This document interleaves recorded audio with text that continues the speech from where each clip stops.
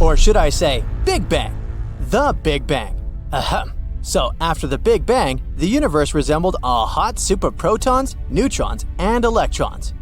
After it started to cool down, the protons and neutrons began to combine, first forming ionized atoms of hydrogen and later some helium. These ionized atoms of helium and hydrogen attracted electrons, turning them into neutral atoms. As a result, the light was able to travel freely for the first time ever, since it was no longer scattering off free electrons. What does it mean? The universe was no longer dark. At the same time, it was still about a few 100 million years after the Big Bang before the very first sources of light started to appear. That's when the cosmic dark ages came to an end. We don't know for sure what this universe's first light looked like or how the first stars formed. Luckily, we have the James Webb Space Telescope to help us find the answers. How come? All because this is an infrared telescope. Why is it important? Let's figure it out. Imagine a star. It's a very, very old star, maybe the first star out there. Light leaves this star 13.6 billion years ago and settles off on an incredible journey through space and time. It needs to get to our telescopes. By the time this light reaches us, its color or wavelength shifts towards red. That's something we call a redshift. It happens because when we talk about very distant objects, Einstein's theory of general relativity comes into play. According to it, the expansion of the universe also means that the space between objects stretches, making them move away from one another. But that's not all. Light stretches too, which shifts it to longer wavelengths. Eventually, this light reaches us as infrared. In other words, redshift means that light that is originally emitted by the first stars or galaxies as ultraviolet or visible light gets shifted to redder wavelengths by the time we catch a glimpse of it here and now. For the farthest objects with very high redshift, that bare minimum of visible light is shifted into the near and mid-infrared part of the electromagnetic spectrum. That's why to see those space objects, we need a super powerful telescope. And if we talk about the Webb telescope, it can see back to about 100 million to 250 million years after the Big Bang, which is incredibly awesome. So by observing the universe at infrared wavelength, James Webb lets us see things no other telescope has ever shown before. The primary goal of this incredible piece of equipment is to study the formation of galaxies and stars that formed in the early universe. To look that far back in time, we need to look deeper into space. All because it takes light time to travel back from there to us. So the farther we look, the further we glimpse back in time. To find the first galaxies, James Webb is going to make an ultra-deep near-infrared survey of the universe. Then it'll follow it up with a few other methods of research. Now, as you remember, the gas between stars and galaxies in the early universe was opaque, and energetic starlight couldn't penetrate it. But then, about 1 billion years after the Big Bang, it suddenly became completely transparent. Why? The James Webb Telescope might have found the reason. At one point in the past, the first galaxy's stars emitted enough light to ionize and heat the gas around them. This helped clear the view over hundreds of millions of years. The newest insights scientists got were about a time period called the era of reionization. That's when the universe underwent some dramatic changes. After the Big Bang, gas in the universe was unbelievably hot and dense. Hundreds of millions of years passed, and it cooled down. But then, something baffling happened. It was as if the universe hit the repeat button, and the gas became ionized and hot once again. It could have happened because of the formation of early stars. After that, millions of years later, this concoction became transparent. For a long time, researchers have been hoping to find definite evidence that could explain these changes. And now, the telescope has finally shown that those transparent regions are located around galaxies.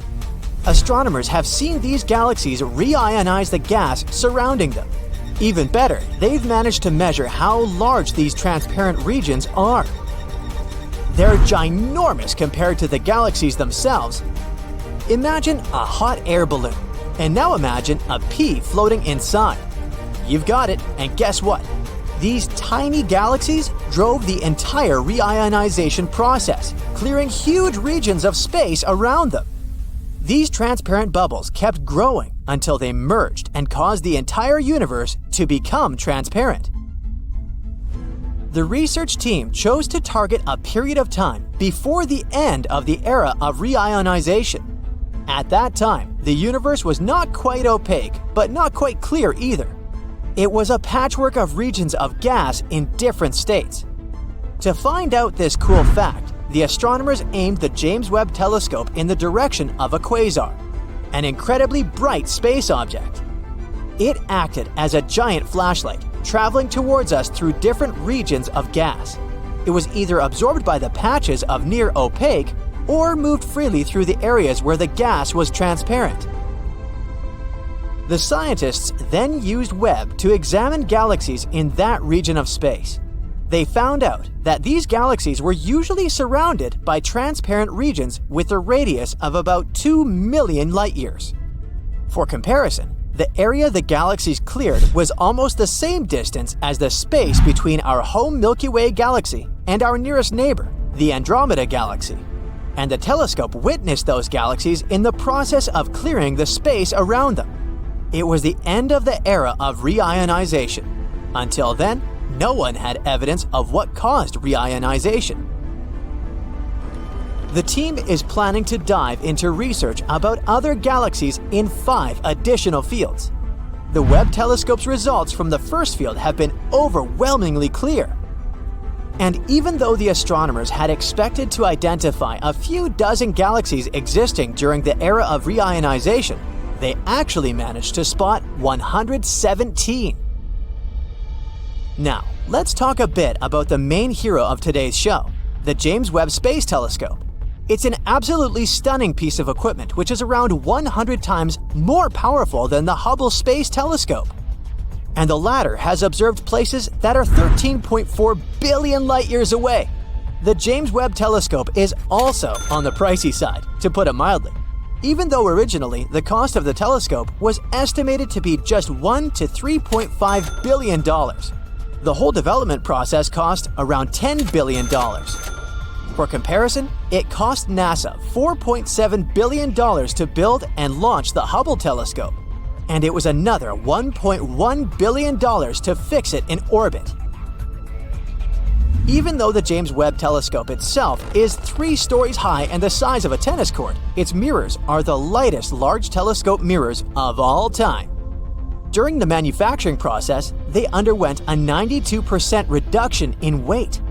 When you look at them, the telescope's mirrors seem to be gold, but in reality, they're made of beryllium. This is a steel gray, lightweight, and brittle metal. A gold coating is applied to each mirror, that's true, but they can't be produced entirely out of gold, since this precious metal tends to expand and contract, even with small temperature changes. So the total amount of gold in the James Webb Space Telescope is less than 2 ounces.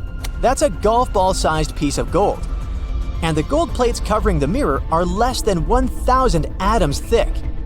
As for the telescope's abilities, it would be able to clearly see a US penny from 24 miles away and a football from 340 miles away. James Webb's telescope side is cooling itself down, and its temperature doesn't rise higher than minus 370 degrees Fahrenheit. That's cool enough to make liquid nitrogen. A truly enormous 5-layered sun shield surrounds the telescope and reflects away as much sunlight as possible, letting the telescope stay cool. Is there a giant mega-sun in the center of our Milky Way? Scientists actually thought so for a while because it's the brightest place in the galaxy. It has millions of stars packed into a small area. This area is called the Gigantic Bulge. The Gigantic Bulge has millions more stars per light-year than any other part of the galaxy. It can be 10 million times denser than our part of the neighborhood. In some cases, stars in this region are only 5 light days apart. That's like if there was another star in our solar system a bit further away than Pluto on a space scale. But why is this place so dense?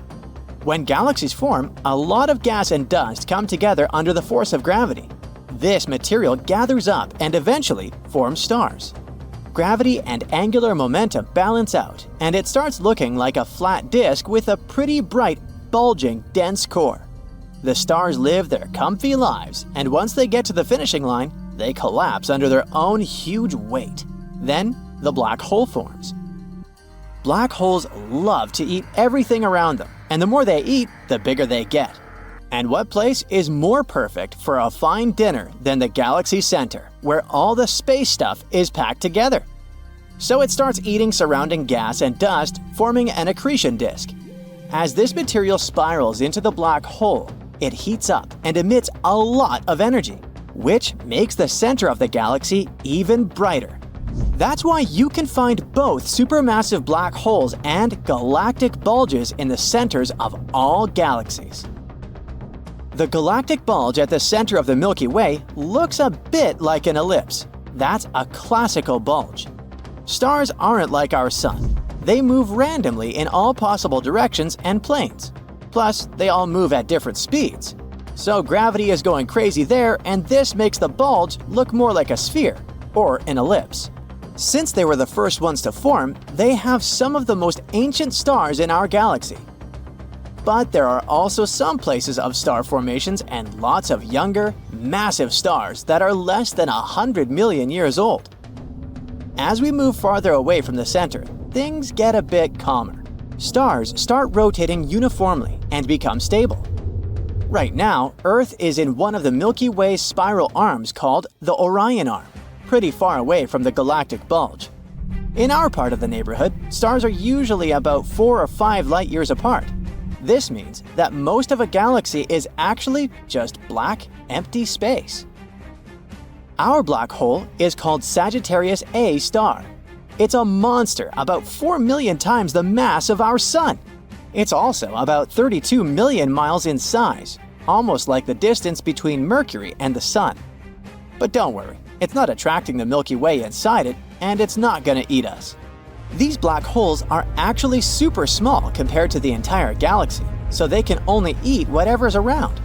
Right now, many stars orbit Sagittarius A star, and even though it emits a huge amount of energy, we can't see its light from Earth without a lot of scientific effort. But why don't we see the center itself? The galactic bulge is so bright that even though it's 26,000 light years away, we should see it shining brightly in our sky. Yet, we don't. Turns out it's all because of space dust. There's a lot of dust between us and the core, and it absorbs most of the visible light. We can only look at the galactic core using other types of light, like near-infrared, gamma ray, and so on. NASA has images of the core in different types of light, and it shows how scarily bright the center is without the dust blocking our view. But not all bright regions are blocked by gas and dust. For example, when we look at dense clusters like the Messier 13, the stars are so close together that they look just like a white spot. Most of our telescopes can't separate them from each other. The satellite galaxy M32, our neighbor near the Andromeda galaxy, has about 84 stars per light year. It's so dense that stars can't be resolved even by the Hubble Space Telescope. To get the idea, our solar system is 2 light years long. We'd see about 168 stars outside our window if we were there. Our closest star is Alpha Centauri. It's about 4 light years away from the Sun. If it was just a couple of light days away, it would shine much brighter than the full moon. So if we somehow managed to survive in crazily dense star regions, the sky would be white all day long. But it's unlikely that we'd make it. As we get closer to the center of the Milky Way, the chances of finding life get super slim. The gravity of stars is going wild with chaotic movements, so there are barely any planets around. On those miracle planets, the radiation from cosmic rays is skyrocketing. Supernova blasts and star collisions nearby become an everyday occasion, and all the gas around makes it basically impossible to breathe or even see properly. At the same time, as we move further away, there are fewer stars around. Elements that are super useful for life, like carbon, oxygen, and iron, are produced by stars, so they also drop. Too much radiation is awful, but too low radiation means that there's not enough energy to support chemical reactions, like photosynthesis. Which is why, if there is extraterrestrial life, it would most likely be somewhere in the middle of different galaxies. But some galaxies get their brightness from a so-called active galactic nucleus. These are extremely energetic regions at the center of some galaxies. They shine much brighter than any stars imaginable, although it mostly shines only in certain parts of the electromagnetic spectrum. The brightness comes not from the stars, but from the accretion disk around their supermassive black holes. As the material slowly falls into a black hole, it gathers around it and creates this flat, spinning disk of gas, dust, and other stuff. Since the gravity and friction there are insane, this disk heats up and starts emitting enormous amounts of energy. Also, this disk spins incredibly fast, almost at the speed of light. Because of that, collisions there happen all the time, and they're unimaginably powerful. They release even bigger amounts of energy. Most galaxies don't have an AGN. Those that do, like the galaxy M87 in the Virgo constellation, are called active galaxies. There are also different types of AGNs: the Seyfert galaxies, radio galaxies, and finally, the winners of our space brightness competition, quasars. Imagine things so bright that they can outshine the entire galaxy they belong to. Quasars are a specific type of active galactic nucleus, the most extreme and luminous form. They belong to the supermassive black holes, the biggest ones in our universe. Quasars are like a combination of several things. First, they're the brightest accretion disks in our world, because of their behemoth black holes eating everything around. But they have some cool features. For example, they have powerful jets of particles that shoot out from the poles of the black hole at nearly the speed of light. These jets add up to the brightness of the quasar, although they can only be seen in radio wavelengths. The energy they emit is so intense that they can be seen billions of light years away. However, the nearest quasar to us is 600 million light years away, so we can't see them with backyard telescopes. So, when we look at a galaxy through a telescope, we usually see only the brighter core, not the outer parts. Unfortunately, our eyes just aren't made to see things like the active galactic nucleus. So, these stars are the brightest things we can see. But what a beautiful sight it is. Psst, a giant is hiding in the sky. Kipu is the biggest thing we've ever found in the nearby universe. It's been messing with our understanding of the universe for years, and we've just discovered it. Kipu is dense, powerful, and dangerous to ignore. If we don't understand structures like this, we might be reading the universe completely wrong. So, what exactly is it? It's not a solid object like a planet or a star, and it's not a single thing. It's a superstructure, basically an entire region of the universe, a tangled mess of matter spanning a huge amount of space stitched together by gravity. Kipu is made up of an enormous web of galaxies, galaxy clusters or giant groups of galaxies, gas and dark matter.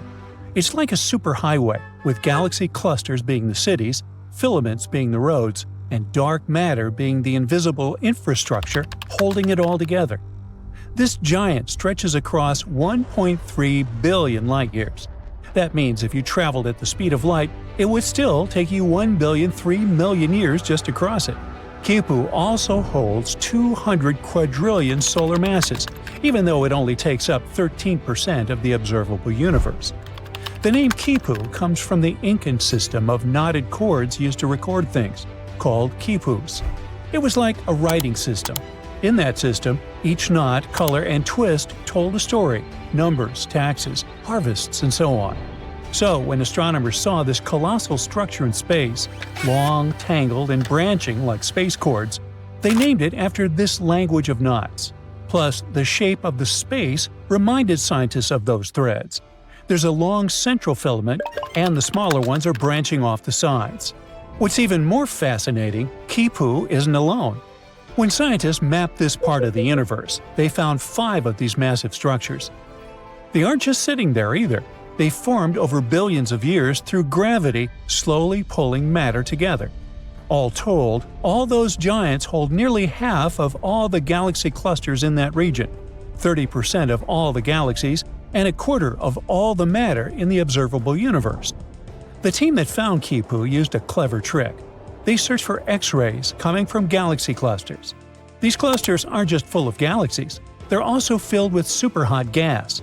That gas is so hot it glows in X-ray light, which we can't see with our eyes, but special telescopes can.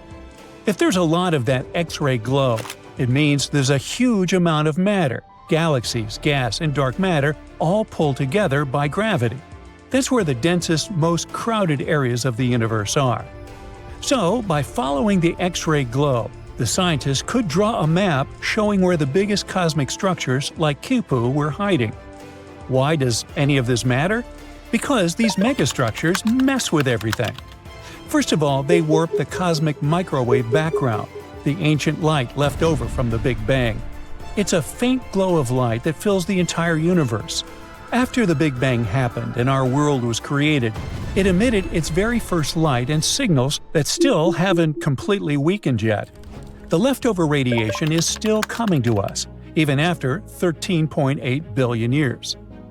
By studying this ancient light, scientists can learn what the early universe looked like, and Qipu ruins it for us. These megastructures hold so much gravity that they bend and distort this ancient light as it passes through them. That's called the integrated Sachs-Wolf effect. These warps add noise to the original signal, and now it's harder for us to get a proper, clearer understanding of what the baby universe looked like and how it expanded. They also mess with the Hubble constant. The universe is constantly expanding, and the Hubble constant tells us how fast it's growing. In other words, how quickly galaxies are moving apart from each other. But giant things in space, like Qipu, have so much gravity that they pull nearby galaxies toward them, messing up the way those galaxies move. This makes it harder for scientists to measure the universe's true speed of expansion. They can't tell if a galaxy is moving because of the universe growing or just because it's being pulled by something huge nearby. And finally, there's gravitational lensing. Light in space travels constantly, but it doesn't always follow a straight line. If the space gets distorted, like by gravity, then the light traveling through the space will get bent and distorted too. Gravitational lensing is when light from faraway galaxies gets bent because it passes by something supermassive, like Qipu here. That huge gravity pulls on the light, like how a heavy ball can bend a sheet. And since light delivers information to us, literally makes us see what things look like, this bending distorts how we see galaxies. The images of galaxies end up looking stretched, brighter, or we can even find an entire galaxy in the wrong place. It's like looking at our universe through a warped magnifying glass. If we're not careful, we could misread those distortions and get the wrong idea about what our world looks like. Luckily, we didn't just drop these mysterious superstructures out of nowhere. Astronomers suspected that something like that should be out there. They just didn't know for sure. Our best model for the universe is called Lambda CDM. It says, universe started with the Big Bang, is still expanding, and is mostly made of mysterious stuff, dark energy, and cold dark matter, the CDM part. We can't see or touch these things, but we know they exist, because if they didn't, our universe would literally break apart.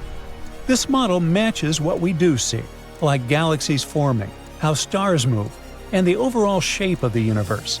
So even if some puzzle pieces by themselves are still a mystery, they match the actual picture. And this model actually predicted things like Qipu. When scientists ran simulations using that model, they saw similar structures forming, giant cosmic webs of galaxies tied together by gravity. Qipu matched those predictions in real life. This also means that Lambda CDM is matching real life once again, thank heavens. No huge surprises here. But now that we actually found it, it's the largest known structure in the observable universe. There was another giant before Qipu, the Sloan Great Wall. That one was discovered in 2003 and was believed to be one of the largest structures ever found. And it's still an absolute monster. The Sloan Great Wall stretches over 1 billion light-years across. It's called a wall, but it's not like a wall you'd find on Earth. It's also a vast cosmic web, made up of thousands of galaxies and gas connected by dark matter. What makes both Qipu and the Sloan Great Wall so surprising is that they literally seem too big to exist. According to the Lambda CDM model, structures that huge shouldn't be common, especially at the time they formed. How did these giants form so fast in a universe that's supposed to be growing, expanding, and smoothing over time? And if we keep finding more of them, that would be completely insane. It could mean there's something deeper going on in the way our world is built. It's all part of our crazy Copernican journey, a long series of discoveries where we just keep getting humbled by the universe. Every time we find something like this, we realize even more how we're not the center of everything. First, we learned the Earth wasn't the center of the solar system. Then we found that the solar system is just one speck in a galaxy. Now, even galaxy superclusters, which we believe to be the biggest, are being dwarfed by structures like Qipu and the Sloan Great Wall. But also, these structures won't last forever. Qipu is temporary. Over billions of years, gravity will tear it apart, breaking it into smaller pieces. Some parts will collapse into tighter clusters, others will drift apart. Right now, though, it's one of the most important structures in the known universe. It shapes how galaxies form. It bends light, making it super important for us to decipher. It literally messes with our understanding of the cosmos. Earth. Home. The third blue rock from the Sun, the only known planet where life can thrive. We have around 78% nitrogen, 21% oxygen, and 1% argon, water vapor, and carbon dioxide, give or take. The perfect balance to support our respiration. The troposphere is the lowest and densest part of Earth's atmosphere, 5 to 9 miles thick. It's the part of the atmosphere that keeps changing our weather. For any life to exist, we would need this atmosphere and the same combination of gases to breathe. If all the planets in our solar system were combined to become a mega-Earth, then humans wouldn't have evolved the way we are today, and we'd have a very different planet. If we take the landscape of Mars, we'll only have solid land without large bodies of water. Earth is the only planet in our solar system with bodies of water. One of the first wonders to see will be Olympus Mons, the largest volcano in the solar system. It towers Mount Everest by a long shot at 78,000 feet above the ground. Velis Marineris is a group of canyons that make the Grand Canyon in the U.S. feel like a average one. This wonder stretches for almost 2,500 miles and goes more than 4 miles deep. On top of these epic terrains, there's plenty of other grand-scale locations on Mars that are way bigger than the ones on Earth. The planet might be as large as Jupiter. If the Earth were the size of a grape, then Jupiter would be the size of a basketball. We'd have the size of Jupiter and the rings of Saturn floating around us. The rings may seem like some large chunks of rock in the air, but they're actually ice particles and chunks of iced rocks. They range from the size of pebbles to car-sized ones. Saturn's rings are supported by the unique gravity in the region. With a lot of these ice rocks floating in the sky, there won't be much sunlight entering the planet, which means the planet will always be colder than usual. Not to mention the many moons it has. Our megaplanet could also have many moons circling above us, contributing to the tidal waves. Jupiter is known for the red spot, a place twice the size of Earth that has hurricane-like storms that have been going on for hundreds of years. The people of Mega-Earth will settle far away from it.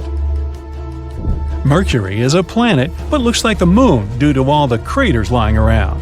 That's because of many asteroids and comets striking it over billions of years. But the landscape here mainly consists of mountains, highlands, cliffs, and valleys. The Caloris Basin is almost 1,000 miles wide. They believe it was formed by a comet. The deserts on Earth are mainly hot and consist of dunes of sand, but they also have flat plains and small hills. The largest desert in the world is the whole Antarctic continent. Mercury has no atmosphere to trap any heat, so it gets really hot when the sun is facing it and freezing cold when the planet turns away from it. On this combined mega-Earth, the desert will most likely have a similar landscape to that of Mercury. The animals living here will probably be something like giant scorpions and desert snakes that soak in some sun during the day and go out hunting at night.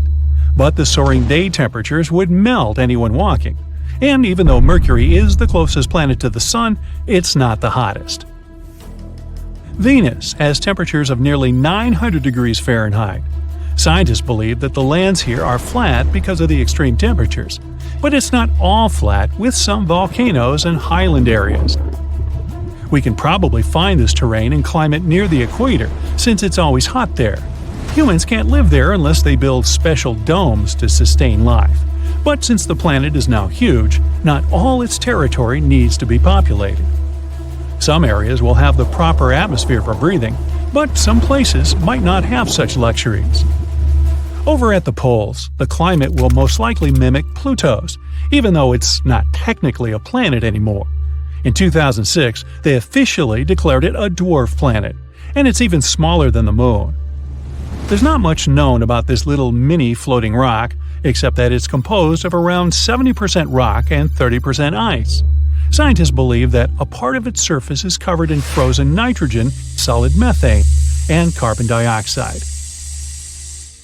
Since the megaplanet is huge, gravity might be quite strong here. Jupiter's gravity is enough to double your weight. Humans will most likely be really tall and mega-sized to match the big planet. Even the oceans will be huge. Our oceans will look like little lakes compared to what mega-Earth has in store for us. Humans need something close to 24 hours in a single day. Our bodies adjusted to it quite well, but it wouldn't affect us too much if the day had a few extra hours or a few hours less. We can't live on any other planet without wearing the proper gear. We wouldn't last more than a few seconds in places like Jupiter, Neptune, and Saturn. It's possible to last as long as you can hold your breath on Mars. The atmosphere is thin and the gravity is similar to ours, but you might freeze. Even though it's a red planet, it's actually very cold and has ice caps in the poles covered with carbon dioxide. The same's true for Mercury. You can only last there as long as you can hold your breath and be in the sweet spot between the sunrise and the sunset. Ancient civilizations wouldn't have been as diverse as they were on Earth, since the extreme terrains and conditions wouldn't have allowed for discovery and trading. But eventually, as humans developed special technologies for certain areas, different cultures would emerge. Many animals would also evolve in specific and unique ways.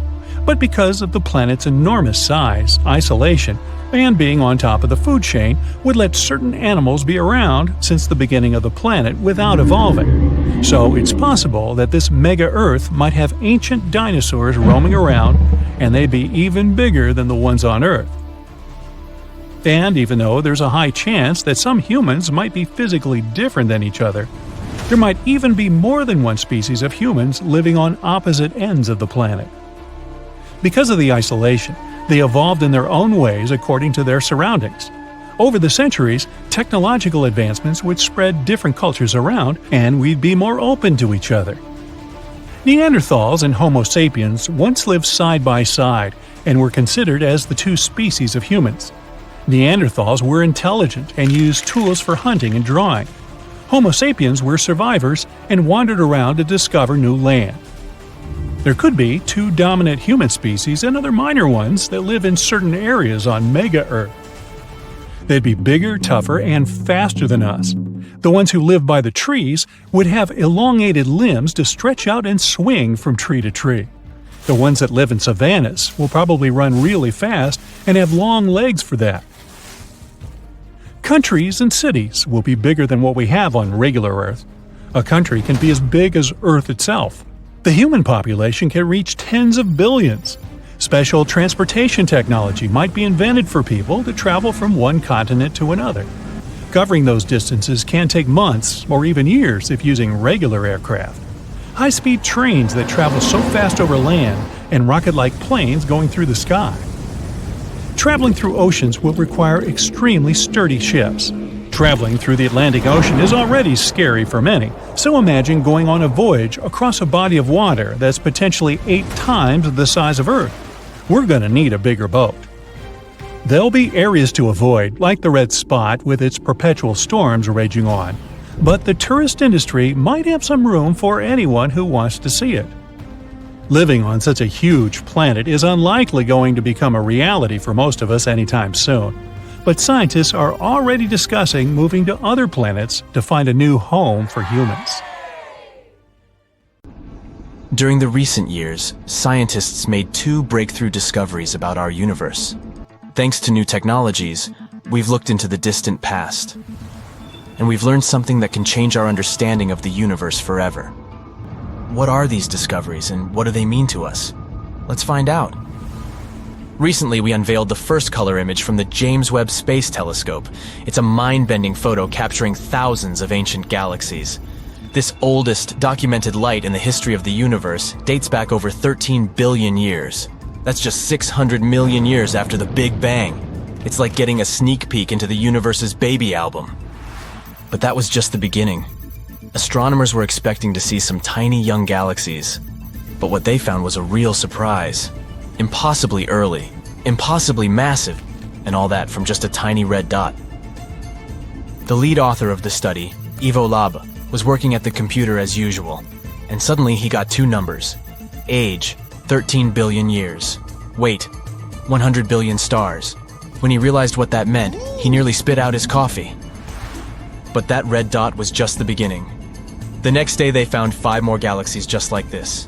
Turns out, these 6 massive galaxies are as old as the Milky Way itself. The entire research team was in disbelief.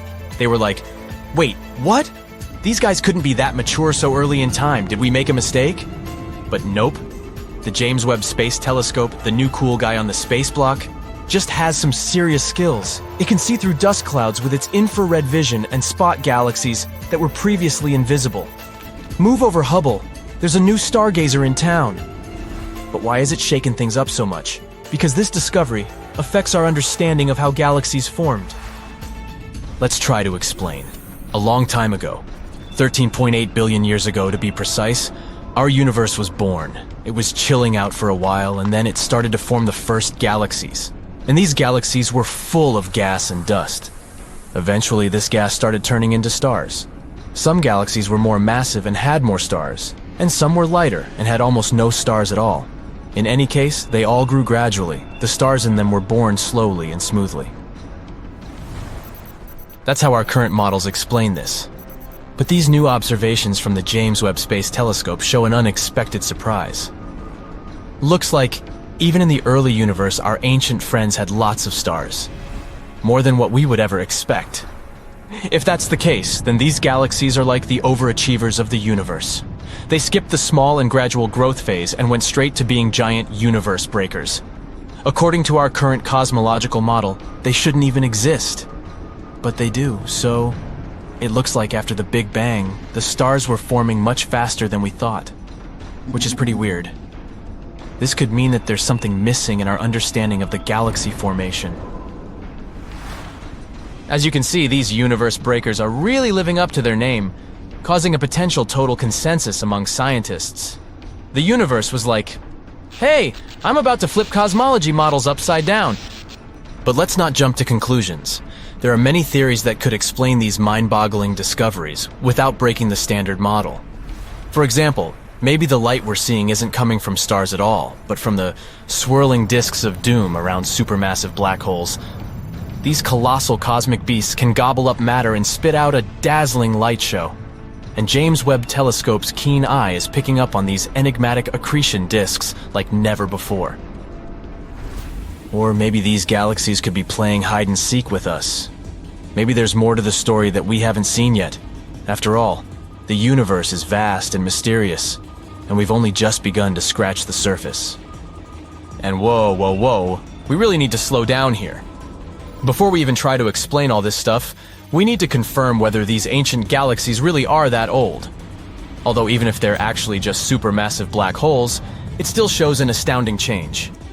We'll have to wait about a year to find out. One thing's for sure, the James Webb Space Telescope has definitely taught us a valuable lesson. Expect the unexpected. And this is just the beginning of unexpected. Evolaba's team wasn't the only one who made such a huge breakthrough. There's also a team that claims that they've unlocked the secrets of the universe's past, and that's worth 2 Nobel Prizes. Move over James Webb Space Telescope, because this discovery came from an antenna that's smaller than a fridge and costs less than $5 million. Talk about space bargain hunting! The astronomers caught this signal that showed some surprises. It was coming from the earliest stars of our universe, back in the days when they were just beginning to twinkle. Say hi to our celestial ancestors again. Now, the signal was pretty weird. The temperatures were unusually low, and there was a pronounced wave that left astronomers scratching their heads. What could be causing all this? Well, there's a theory. Dark matter may have been at work, and if that's the case, then we can really be on the verge of a great discovery. Imagine you're looking at the night sky filled with stars, but there's something else there that you can't see. It's like an invisible cloak that covers the entire universe. Scientists call this mysterious stuff dark matter. Dark matter is like the ghost of our world. It doesn't emit, absorb, or reflect any light. We can't see it with telescopes or our eyes. That's why we call it dark matter. But if we can't detect it in any way, how do we know it exists? Because of its gravitational pull. One day we noticed that our understanding of how galaxies were created was incorrect. According to our calculations, they should have been some chaotic gas, but something held them together, turning them into spirals, like some kind of invisible glue. Then we thought, maybe this invisible glue really exists. If the moon was invisible, we would still suspect that it exists somewhere because its gravity affects the tides on Earth. This is also the case with dark matter. Its gravity influences the motion of galaxies and other cosmic objects. In fact, dark matter makes up a huge chunk of the universe, about 27% of it. Moreover, the normal matter we can see, like stars, planets, and galaxies, only make up about 5% of the universe. So even though we can't see dark matter, there's actually more of it in the universe than everything we can see. Scientists are still trying to figure out if dark matter exists and what it can be made of. Some theories suggest that it could be made up of exotic particles that are different from the particles that we're used to. Others think that it might be some kind of weird, undiscovered form of matter that doesn't interact with light at all. Anyway, it's an intriguing mystery, and if we ever confirm the existence of dark matter, our understanding of our world will change forever. So now you can understand why the excitement in the scientific community is palpable. If this discovery is confirmed, then we will get the first real proof of dark matter. This discovery may be even more important than the Big Bang itself because, as astronomers put it, we are made of star stuff, and so we are glimpsing at our origin. But of course, we still have to wait and explore all this in great detail. In science, one should never rush to conclusions. And while scientists study this stuff, we'll be here, on the edge of our seats waiting for the next space blockbuster to unfold. The universe never ceases to amaze us with its wonders. Who knew that such a small and humble antenna could unlock such cosmic secrets? It just goes to show that in the vastness of space, even the tiniest discoveries can have the biggest impact. Keep looking up, and who knows what other cosmic surprises are waiting to be uncovered. Wow, the James Webb Telescope has been fully deployed. If you're interested in astronomy or space, you've got to be excited about the James Webb Space Telescope. Here's why. For starters, it's huge. How huge? The primary mirror of the JWST is over 21 feet wide. The Hubble Space Telescope, the previous largest eye in space, has a mirror of about 7 feet 10.5 inches. By comparison, if you place the two telescopes side by side, it'd be like putting a horse next to an elephant, and elephants are enormous. There's a perfect reason why the Webb, as it's affectionately called, is massive. It has to be huge because it's not an optical telescope in the traditional sense that most telescopes are. The JWST is an infrared telescope. It sees heat. Infrared light has a longer wavelength than visible light, so it needs a larger mirror to focus that light. So what do we have here with the James Webb Space Telescope? We have two never-before things going on. We have incredible technology and incredible science missions. both the missions and the technology are out of this world cutting edge. The Webb is a classic example of engineering in the service of science. Because of its greater light-gathering power, the James Webb Space Telescope will be able to take images of things that we were never able to see before, but have always wanted to see. Things like exoplanets, and the first galaxies in the universe, and stars and planets forming inside nebulae. And you can bet that there'll be plenty of surprises too. The James Webb Space Telescope has several technological tricks up its sleeve, which promise to provide its greatest scientific discoveries. The Webb has a coronagraph, and a very special coronagraph at that. The coronagraph is the tool that will allow the first real pictures of exoplanets. The coronagraph blocks out the bright pinpoint light of stars, which we already know have planets orbiting around them. Without the coronagraph, the starlight would make things too bright to see these planets, because planets are hundreds of thousands of times dimmer than the star. But with the coronagraph blocking the starlight, the exoplanets come into view. And the JWST coronagraph can block the light from up to 100 stars at once. We can expect a swarm of exoplanets. This brings us to the next high-tech gadget the JWST has up its sleeve, a no-slit spectrograph. Usually, an ordinary spectrograph will have a slit to allow a sliver of light to enter and be diffracted. Diffraction is the scattering of light to reveal the spectrum of the light's component wavelengths. But the James Webb Space Telescope's work is so sensitive that a sliver of light would overwhelm the optics. So a no-slit spectrograph was installed. The starlight gathered from the big mirror is sent into a fiber optic cable to send only a single spot of light into the spectroscope. And that's where the grism takes over. Sir Isaac Newton used a prism to discover the spectrum of sunlight, Roy G. Biv, as you may recall. But the Webb uses a grism. That's a compound word, like smog, which is smoke and fog. A grism is a graded prism. That means it has itsy-bitsy, teeny-tiny grooves that diffract the spot of light the big mirror sends down the fiber optic cable and into the spectrograph. The science of reading a spectrum of light is called spectroscopy. By analyzing the spectra of light from the exoplanets, the JWST will determine what gases are in the planet's atmospheres, as well as their density and even their temperature. It's an incredible advance in our knowledge.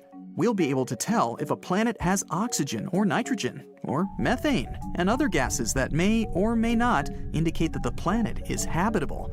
Another Earth, perhaps. Presently, the JWST is parked in its permanent location. Unlike the Hubble Space Telescope, which orbits the Earth, the James Webb Space Telescope orbits the Sun. It orbits the Sun at one of the gravitational balance points between the Earth-Sun system. It just stays there without having to use much or any fuel to hold its position. So, as the Earth orbits the Sun, the James Webb remains parked at a spot that is also orbiting the Sun. There are 5 gravitational balance points between the Earth and Sun. They are called Lagrange points, after their discoverer, Joseph Louis Lagrange, in the 18th century. The Webb is parked at L2, the second of the 5 Lagrange points, which lies 932,000 miles out into space, way beyond the Moon. All this to observe a spot of infrared light. But first, the engineers must get, or acquire, that spot of light. To get a spot of infrared light, the 18 hexagonal mirrors had to be unfolded from their position inside the Ariane rocket that sent the Webb into space. Once the mirrors have unfolded, their positions must be adjusted to microscopic level accuracy so that all 18 mirrors produce a single image. Several tiny motors are attached to each mirror segment to make these adjustments. These motors, which must be activated individually, will gradually pull the honeycomb-like mirror segments into alignment. It's a critical part of the mission and takes months to complete. To align the mirrors to produce a single spot of light, the James Webb Space Telescope can't be jiggling around. The telescope must be kept absolutely motionless, and that requires 2 other cutting-edge technologies, the sun shield and the cryocooler. In space, direct sunlight is very hot, and shadow is very cold. Therefore, the James Webb Space Telescope brought along its own high-tech sun shield. It's huge, too, as big as a tennis court huge, comprised of 5 individual layers of Kapton film, only a millimeter thick. Each layer of the sun shield has to be remotely deployed individually using a system of 8 motors and 139 actuators with thousands of parts. The purpose of the sun shield is to help the JWST stay cold. The colder the better. And colder is what the cryo cooler is for. Temperature can be measured 3 different ways: in degrees Fahrenheit, where water freezes at 32 degrees and boils at 212; in degrees Celsius, where water freezes at 0 degrees and boils at 100 degrees. But neither of these thermometers have a starting point. So, Lord Kelvin, in the 19th century, devised a third temperature scale, the Kelvin scale, which starts at absolute 0, the coldest temperature possible. The onboard cryocooler will cool the JWST to just 7 degrees Kelvin, 7 degrees above absolute 0. At this temperature, virtually all heat from motors is removed, and the telescope will be able to focus the light to a point without any noise, basically any motion interfering with the quality of the image. Finally, after all this incredible technology functions remotely as planned, we are almost ready to observe the infrared images from the giant multi-segmented mirror of the James Webb Space Telescope. Almost ready.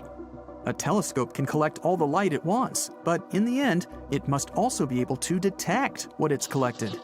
If the light is not detected, it's not truly observed. Enter the pièce de résistance, the infrared detectors.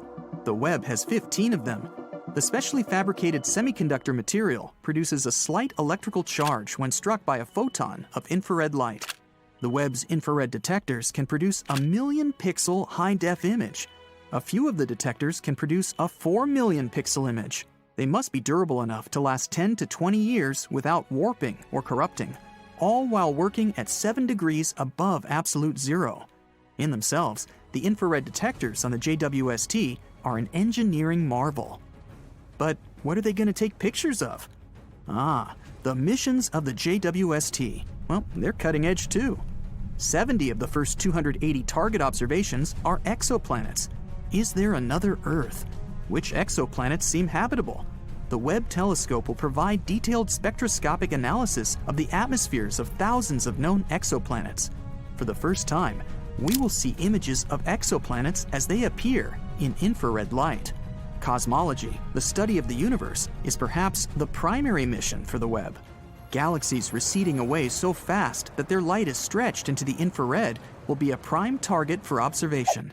Hundreds of hours of observations are necessary to collect the faint infrared light from these first galaxies formed after the Big Bang. The JWST will give us a picture of what the infant universe looked like. Astronomers will learn new information about the dark energy that is driving the expansion of the universe and what role, if any, black holes play in the formation of galaxies. Star formation in the Milky Way and nearby galaxies is also part of the mission of the James Webb. By imaging hundreds of solar systems forming around newborn stars, astronomers will establish a definite history of solar system development. Now fact will replace theory, and a big step forward will be taken in our understanding of space. The James Webb Space Telescope is a bold endeavor that will mark an epoch time in scientific history. Weird, unusual sounds out of nowhere are spreading all over our galaxy, constantly repeating, and it's something we've never heard before. Scientists discovered it in 2020, and it was nothing like any of the other energy signatures they ever studied. Powerful and bright radio signals occurring from time to time, mysteriously disappearing within a day. It doesn't fit the profile of any space body we know. The signal is a bit irritating, and it disappears without a schedule. When scientists tried to match the signal with some other telescopes, it was gone. Low-mass stars sometimes flare up with radio energy, but not here, since they mostly have X-ray counterparts. Very dense collapsed stars, like pulsars and magnetars, are also not a choice. The closest solution they got is a mysterious class of objects we know as the Galactic Center Radio Source, GCRT. It's a radio source that brightens and rapidly glows. It decays near the center of our galaxy and could help us unravel the mysteries of the universe. If you had a flying car that could go up at a speed of 60 miles per hour, you'd only need 1 hour to get into space. The moon is a little bit farther, 250,000 miles, which is about 10 times the circumference of our planet. That means a moon trip would be like taking a tour around the globe and doing it 10 times straight, which would take less than 6 months. A trip to Pluto would take over 800 years. Proxima b is the closest Earth-like neighbor we have. It's a small rocky world that orbits the closest stellar neighbor of our Sun. It orbits the star's habitable zone, an area that's far enough from any star to have moderate conditions, not too cold and not too hot for liquid water to at least hypothetically exist. If you tried to travel to Proxima b at a speed of 25,000 miles per hour, which is the speed of the Apollo moon rockets, it would take you over 112,000 years to get there. You might not be able to breathe there. No one knows if Proxima b has an atmosphere. Humans explore the universe all the time, but we can only see around 5% of the matter up there. And Albert Einstein was the first one that realized the empty space is not really nothing. The rest we can't see is actually made up of invisible matter, also known as dark matter. It's about 27%, combined with something called dark energy, which is 68%. If you try to pour water into space, of course, outside of a spacecraft, it would immediately boil away or vaporize. That's because there's no air or air pressure in space. As air pressure lowers, the temperature you'd usually need to boil water at also gets lower. Keeping that in mind, water boils way faster on a mountaintop than, for example, at sea level. There's no air pressure in space, so water could boil at a very low temperature. Scientists believe that there are at least a couple of billion galaxies out there. We don't know the real number, and probably never will, but they tried to calculate it by counting how many galaxies we can see in a pretty small and restricted area of the sky. It may seem as if the universe was filled with stars and a couple of planets here and there, but our home galaxy has at least 100 billion planets. If you fill a balloon with helium and release it, you'll notice it floats very high. It'll go up into the atmosphere, but it won't go into outer space. The higher you go, the thinner the air in our atmosphere gets. Your balloon will rise up until the point where the atmosphere surrounding it has the same weight as the helium inside it. That will happen at approximately a height of 20 miles above the surface, so this is as far as a helium balloon can rise. We don't really know how big the universe is. We can't see its edges, nor do we know if it even has an edge. We use technology to see out to a distance of around 14 billion light-years from our planet. This means we can see around 28 billion light-years in diameter across, starting with the outermost layer of our atmosphere that ends at around 600 miles above our planet's surface. Although the size of the universe is constantly changing and gets bigger through time. Mercury is closest to the Sun, so most people think it's the hottest planet too. Still, Venus is the hottest planet. It's the second planet away from our central star, around 30 million miles farther from the Sun compared to Mercury. Mercury doesn't have an atmosphere, which is like some sort of a warming blanket that helps maintain the heat coming from the Sun. Venus has an unexpectedly thick atmosphere, around 100 times thicker than the one we have. Its atmosphere doesn't let the heat out, it just keeps it, and constantly makes Venus hotter and hotter. Also, it mostly consists of carbon dioxide that freely lets solar energy in. But it's less transparent to lose long wavelength radiations that the warm, heated surface emits. The average temperature there is around 875 degrees Fahrenheit, which is hot enough to melt tin. The maximum temperature on its neighbor, Mercury, is 800 degrees Fahrenheit. In maybe 2 or more billion years, it will be way too hot for life to exist on our precious planet. As the hundreds of millions of years go by, our sun will keep getting hotter and brighter. Eventually, temperatures will be so high, our beautiful oceans will be wiped away. Since they produce 70% of the oxygen we need to survive, there will be no life without them. All of this means that our planet will simply become a vast desert, something like Mars is today. Pluto, a very distant used-to-be planet, now dwarf planet, is actually smaller in diameter than the entire US. The biggest distance there, from Maine to Northern California, is approximately 2,900 miles, while Pluto is only 1,473 miles across. Pluto is very far, but the edge of our solar system is 1,000 times farther away than this dwarf planet. But astronomers found many space objects orbiting our Sun way farther than Pluto, such as Kuiper Belt objects and trans-Neptunian objects. There's also an Oort comet cloud that goes half a light year from Pluto, also 1,000 times farther. A neutron star is really heavy.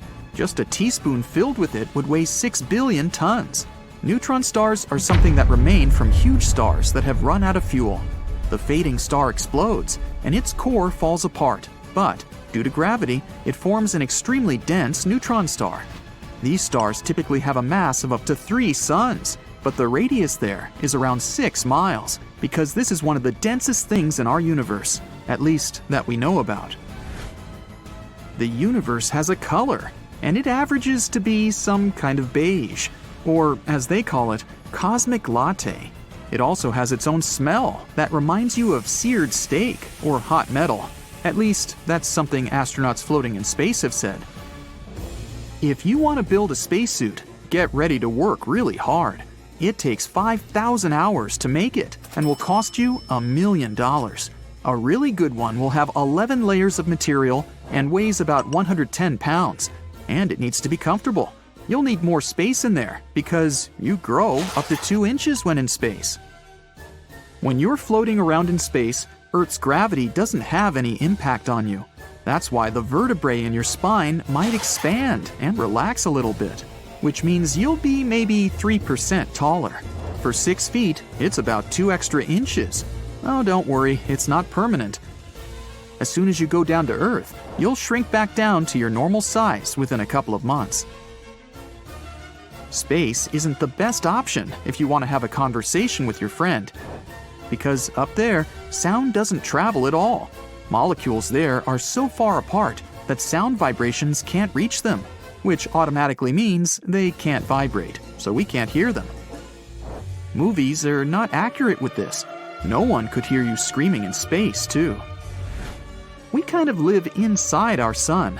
The sun is not just that big hot ball of light located 93 million miles away from us.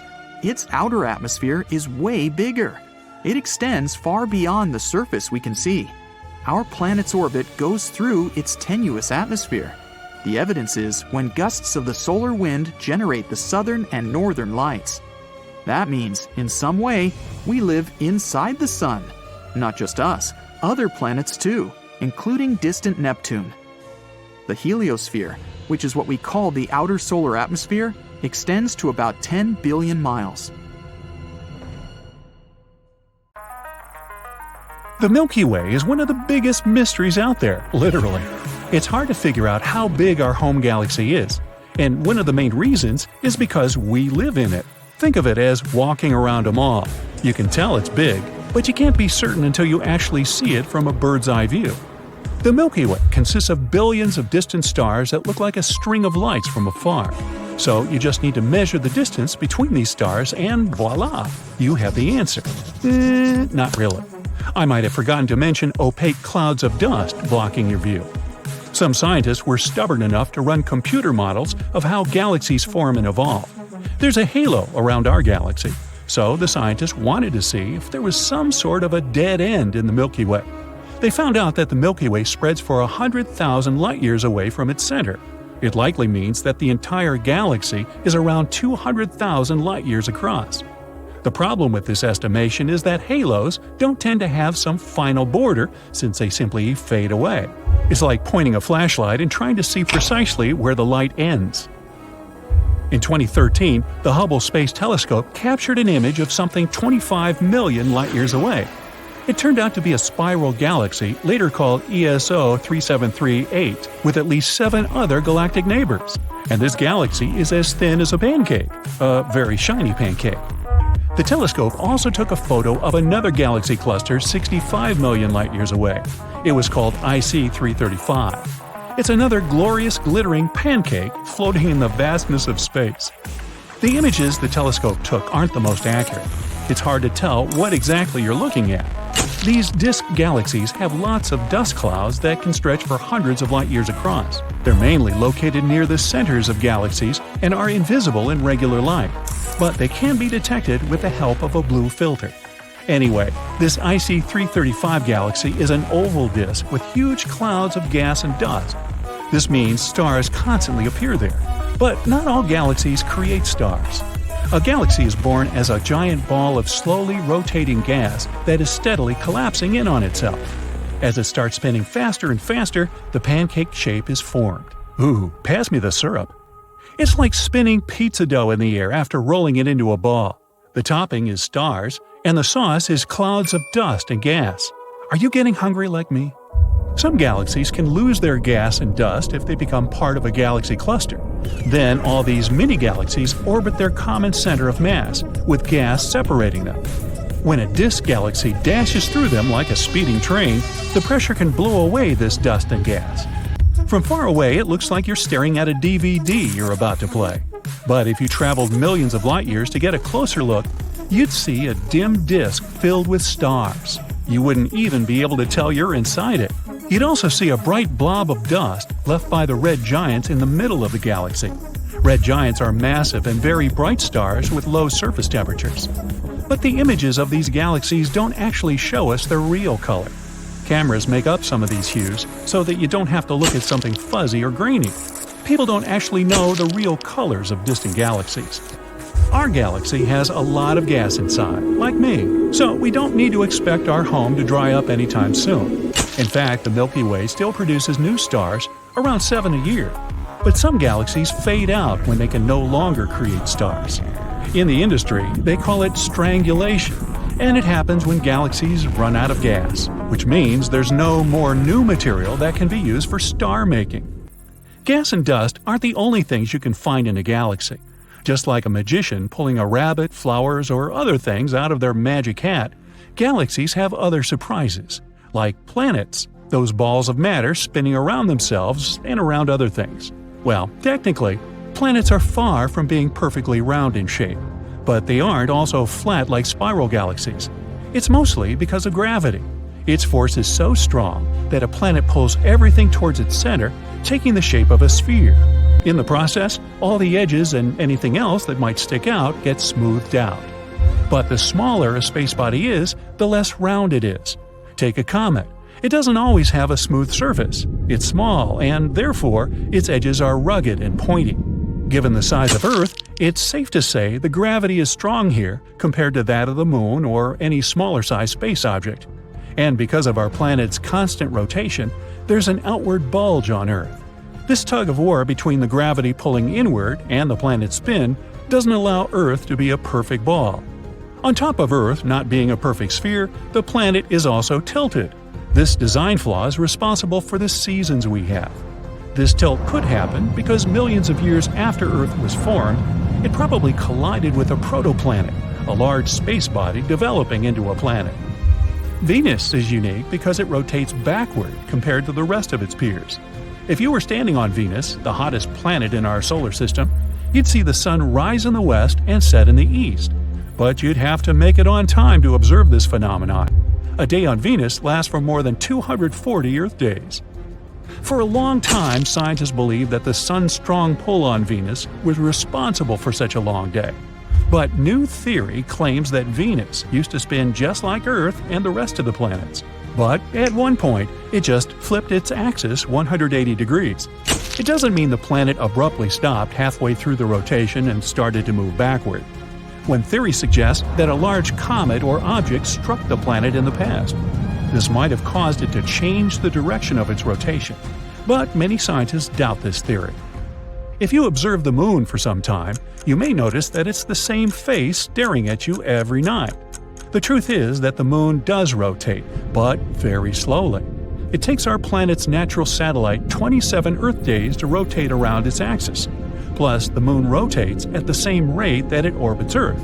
The side we always see is called the near side of the moon, and the side that's not facing us is, you guessed it, the far side of the moon. It also has the nickname the dark side of the Moon. Uranus's rotation axis is 98 degrees relative to the plane of the solar system, which basically means that the planet spins on its side. For a while, scientists believed that a large object firing through space knocked into Uranus, causing it to tilt. But here's one problem. Uranus's moons are covered in ice. A collision so powerful that it made the planet tilt would have resulted in disrupting the moon's movement and their position. But they seem relatively untouched, and all the ice covering them is still intact. But any major changes happening with Uranus would have generated enough energy to melt the ice. Another reason for Uranus's strange position might be its rings. Yup, Uranus has rings just like Saturn, except they're lighter and fainter. Saturn's rings are mostly billions of chunks of ice and rock floating in orbit. Some particles can be the size of a pebble, while others can reach the size of a house. Wow. Other particles are broken up comets, asteroids, and moons torn apart by Saturn's gravity. If you observe the rings from afar, they look like colorful stripes made up of thousands of different streaks, but there are actually only 8 layers of rings. Uranus might have had rings that were just as glorious as Saturn's around 4.5 billion years ago. The balance between Saturn's gravity and its rings might be responsible for keeping the planet upright so that it doesn't tilt over. If Uranus had the same rings, they could prevent the planet from toppling over. The way to solve Uranus's tilting problem might be for the planet to get its rings back. They would help Uranus keep its balance. On the other hand, hey, we like it just the way it is.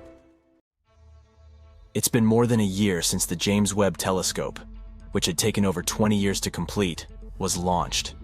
And for such a relatively short time, the ultra-modern and most powerful in history piece of equipment has already made plenty of discoveries. By observing the universe at infrared wavelength, James Webb lets us see things no other telescope has ever shown before. The primary goal of this incredible piece of equipment is to study the formation of galaxies and stars that appeared in the early universe. For example, look at the closest to us stellar nursery, a region of space where new stars get born. NASA has shared an image from James Webb that shows a small star-forming region. If you look at the picture attentively, you'll see jets bursting from infant stars. Around them, different colored clouds of cosmic dust are colliding with one another. The view is mesmerizing. The red dust consists of molecular hydrogen. You can also notice that some stars have something like shadows. Those hint at the creation of what will later become planets. At first sight, the image may seem chaotic, but astronomers claim that it's a relatively small and quiet stellar nursery in comparison to some others. Many young stars there are similar in size to our Sun, or a bit smaller. The photo itself was taken with the help of Webb's near-infrared camera, NIRCam. It's the observatory's primary camera that snaps images of the cosmos in 2 different infrared ranges. Another amazing discovery the Webb telescope has made is smoke molecules in a distant galaxy. It's the first time such molecules have been discovered so far away from our planet. The galaxy in question lies 12.3 billion light-years away from Earth. It most likely formed about 1.5 billion years after the Big Bang. Despite such a huge distance between the galaxy and our planet, scientists have managed to detect chemical compounds found in soot or smoke, and it's quite a big deal since it has pushed the record for detecting similar complex molecules back by around 1 billion years. This study has also confirmed the sheer power of the coolest piece of space equipment of all time. It managed to make this discovery despite the fact that the spectrometer needed for the measurements didn't perform to the fullest after having experienced a sudden and surprising degradation. The James Webb Telescope has also helped to boost our understanding of exoplanets. Those are planets orbiting stars other than our own Sun. At the beginning of 2023, the observatory spotted its first exoplanet, LHS 475b. It's located 41 light-years away from Earth and is approximately the same size as our planet. According to NASA, nowadays, James Webb is the only operating telescope capable of categorizing the atmosphere of Earth-sized exoplanets. The research team behind the discovery believes such results underline the precision of the telescope. They hope that it will help us locate many more rocky exoplanets that we might be able to colonize in the future. Even though, at first sight, it may seem that the universe is pretty empty, it's actually a very busy place. And Webb has all the necessary instruments to see all kinds of cosmic events happening out there. Just look at this image of WR 124. It's a star on the cusp of its explosive demise. In the image, the star is about to go supernova. It happens when a star runs out of its fuel and explodes at the end of its life cycle, releasing a giant cloud of space dust and hot gas into space. The star captured by the Webb telescope was at the Wolf-Rayet stage of its life. That's a period when a star is shedding its outer layers before going supernova. The next amazing thing discovered by James Webb is a star-planet hybrid with very strange clouds. This bizarre world, VHS 1256b, is actually a brown dwarf. Those are bigger than planets but too small to classify as stars. They emit some light of their own and are quite hot, but their mass is simply not enough to fuse hydrogen into helium like full-fledged stars do. Space bodies of this kind aren't actually brown. They occur in a wide variety of colors, but those are mostly invisible to the human eye. What we can see is the light they emit, and to us, it appears to be dark orange or magenta. The brown dwarf discovered by the Webb telescope is almost 20 times the size of Jupiter. It orbits 2 red dwarf stars, and to complete one orbit, it needs over 10,000 years. Astronomers first found out about this unusual exoplanet in 2016, but at that time, they didn't classify it as a brown dwarf, and, thus, couldn't explain its puzzling reddish glow. Now, thanks to the James Webb telescope, they know the space object's origin. Anyway, back to those clouds. As you know, clouds on Earth are made of water vapor, but those on the brown dwarf are different. They seem to be made of sand. It looks like good old sand from Earth, but it's actually not. The clouds are made of tiny particles of silicate. Another recent discovery involves several large galaxies that scientists believe were born not long after the Big Bang. They aren't supposed to be there, and no one expected to find them. But the James Webb Space Telescope has spotted them. These galaxies, as massive as our home Milky Way, are full of mature red stars.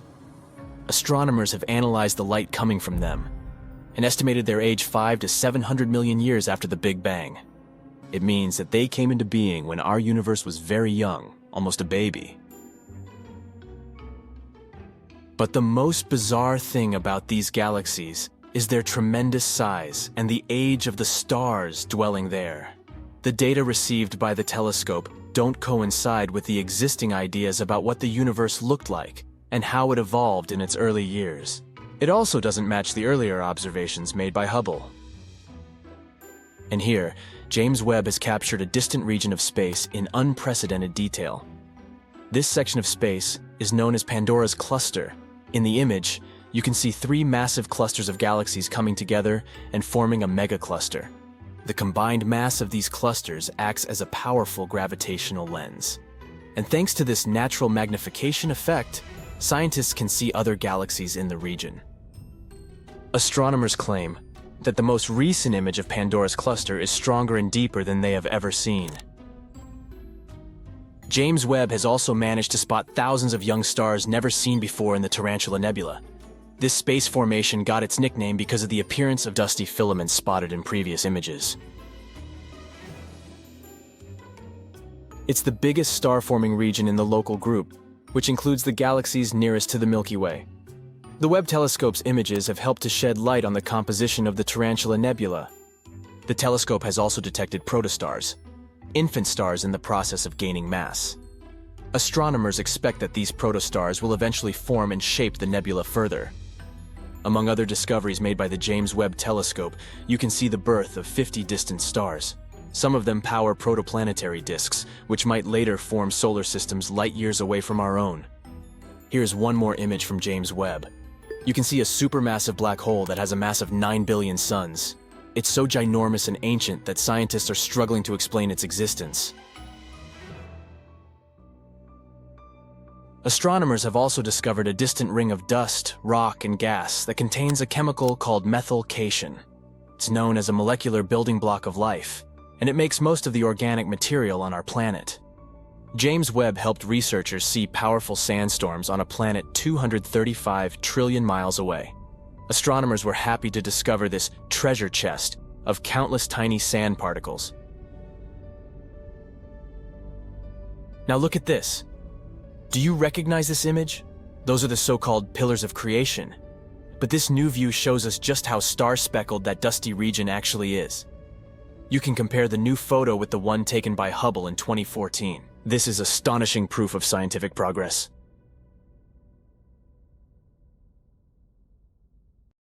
Do me a favor, will ya? Try to imagine the first time you went camping. Maybe you went with your parents. Maybe it happened on a class field trip with your schoolmates. Regardless, try to picture, or remember, what it felt like as the day was coming to an end. The sun has set, but there's still some light outside. Let's say you were lying down, trying to rest for a bit. What's the first thing you remember seeing when looking up? If you're anything like me, it was probably the overwhelming number of stars twinkling right before you. These stars, most of which you can see without any fancy devices, are part of the Milky Way. Believe it or not, our amazing galaxy is almost as old as the universe itself. Age aside, it's also a pretty nice place to be. The Milky Way is like a cosmic nursery where new stars are born. And let me tell you, it's home to some of the most fascinating places, at least from what we can see in pictures. Take the Mystic Mountain, an area in the Carina Nebula. Here, things are always splashing and full of energy. That's because of gas columns collapsing and creating crazy opposing jets that are thrown around like acrobats in a circus. It's like a signature move for stars being born, you know? And if you take a look at this awesome picture, you'll see the elements putting on a colorful show. Blue represents oxygen, green is for hydrogen and nitrogen, and red is the sizzling sulfur. Ready for our next stop on our ride through the Milky Way? Check out these huge, twisted clouds of interstellar dust and gas hanging out in the center of M16, also known as the Eagle Nebula. We've got ourselves the super cool Pillars of Creation, which are like towering columns where brand new stars like to hide and chill. Now, I know this ain't the first time the Hubble telescopes captured this epic sight, but trust me, this is the most mind-blowingly detailed image yet. The pillars are getting showered with crazy hot ultraviolet light from a bunch of young stars hanging just outside the frame. These stellar superstars are actually causing the towers of dust and gas to gradually get worn away by their gusty winds. Brace yourself for the numbers, too. These pillars of creation stretch out for about 4 to 5 light years. Yeah, it sounds big, but in the grand scheme of things, they're kind of like the cute little siblings of the larger Eagle Nebula, which spans a whopping 70 by 55 light years. The nebula was first spotted back in 1745 by an awesome Swiss astronomer, and it's about 7,000 light years away from our humble abode, in the constellation Serpens. Here's the quirky part though. As productive as it might sound, the Milky Way's star-forming activity is quite rare when compared to other galaxies. Astronomers have noticed that the pace at which stars are being born is actually dropping, and they're itching to figure out why. But before we can dive into this weird phenomenon, let's look at how stars come into existence in the first place. It's hard for us to know for sure from down here. What we can gather about a star's life cycle comes from looking at those within our local Milky Way. Stars are formed in colder clouds of gas and dust called nebulae. These areas are pretty common throughout most galaxies. These nebulae have low temperatures that are crucial for hydrogen gas to stick together. As the clump gathers more gas, it causes movement, which itself creates energy. When more gas collides with the already formed clump, all that energy transforms into heat. This keeps going until the temperature grows considerably, sparking the birth of a star. The most secure time of a star's life is also known as its main sequence. I'll spare you the chemistry lesson, but during this time, the star produces both heat and radiation. It's because of the radiation that there's pressure around a star, and it's also the reason for most of the light found in a certain galaxy. Now let's talk star sizes. The bigger the star, the faster it consumes its fuel. These massive stars shine the brightest, emitting high-energy UV light. On the other hand, lower mass brighties live longer, despite not being as shiny as their larger siblings. There's a variety of star sizes in most galaxies we're able to see from down here. Some stars are 0.1% the size of the Sun, while others have 10 times its mass. Once a star finishes up its fuel, it welcomes its grand finale and transforms into a faded star. Stars about the same size as the Sun or smaller can no longer produce radiation at this stage. Gravity takes over, causing their matter to settle into a white dwarf. For bigger stars, the timeline changes a bit. They too collapse, but there's a lot more stuff burning, and it's also hotter in there. This collapse creates a stronger core. When all of the star's insides are done for, the outer layers collapse in a jiffy. It bounces off the core at nearly the speed of light. It's an impressive, explosive event called a supernova. The blown-out material becomes the basis for future stars. It also leaves behind a black hole. Now that we know a bit about a star's life, let's try to look at each generation, if you'd like. Stars don't just pop up constantly at the same rate. Currently, the universe is manufacturing only about 1/9 the number of stars compared to its star-forming glory days, which happened roughly 10 billion years ago. One study gave us a peek on the history of star forming. In writing it, 2 scientists teamed up to gather a ton of data about galaxies. They sorted these galaxies based on how far away they were. By doing this, they could track how the brightness of galaxies has changed over the universe's lifetime. Since stars give off most of a galaxy's light, they could use that brightness to figure out how many stars were forming, using some fancy math. Their findings confirmed that star formation was pretty wimpy when the universe was young. But as gas started to gather in galaxies, boom! Star formation skyrocketed until about 10 to 11 billion years ago, when it hit its peak. After that, star formation took a nosedive. In today's observable universe, it's dropped a lot. That means around 50% of the stars we see today were born in the first 5 billion years post-Big Bang. A mere quarter formed in the last 6 billion years. So what's causing this cosmic shift? Well, scientists think it's all about that cold gas that stars need when they're born. When galaxies form, the gas gets concentrated inside, leading to a star formation extravaganza. But then, the gas is used up quickly as stars doze off. When supernovae come into play, they blast away that much-needed gas for future star making. Not to mention, it also changes the chemistry of that gas. This crucial piece of information could be a starting point for the star-making decline we see today. Scientists are still not sure why this gas becomes useless. Galaxies are also pretty complex to begin with. There are all sorts of forces involved in maintaining their balance.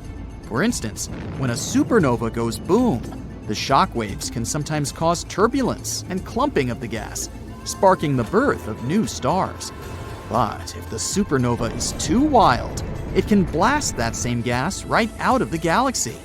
With no gas left in the area, there's little to no chance a new star could form.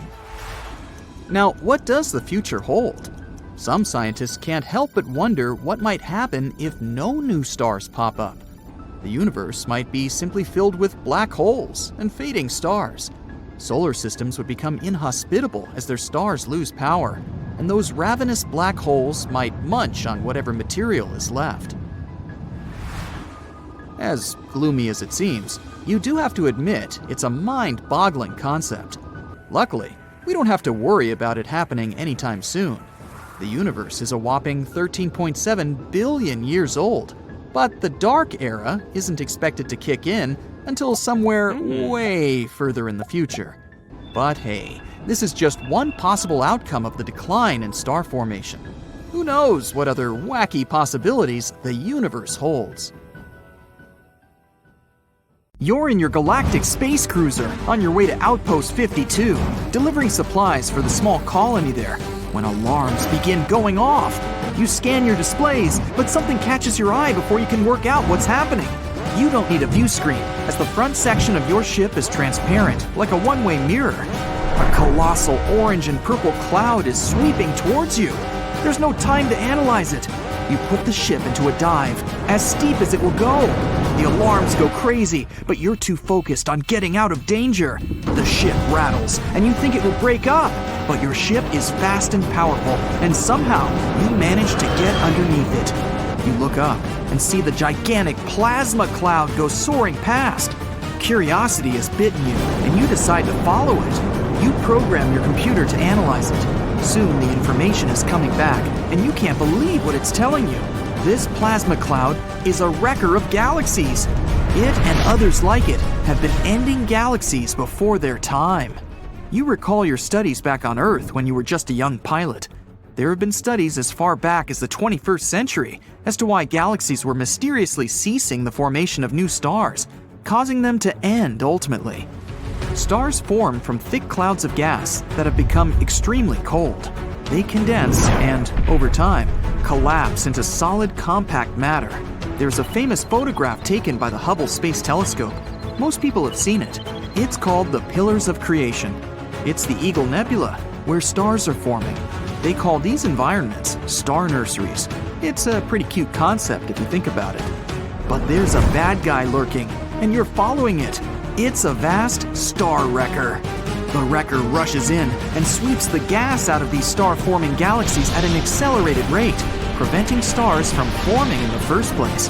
It's like a giant broom, but rather than cleaning up, it's ceasing up, bringing new galaxies to a premature end. Now that you know how dangerous it is, it's best to hang back a bit. Let's see if we can see it in action from a safe distance.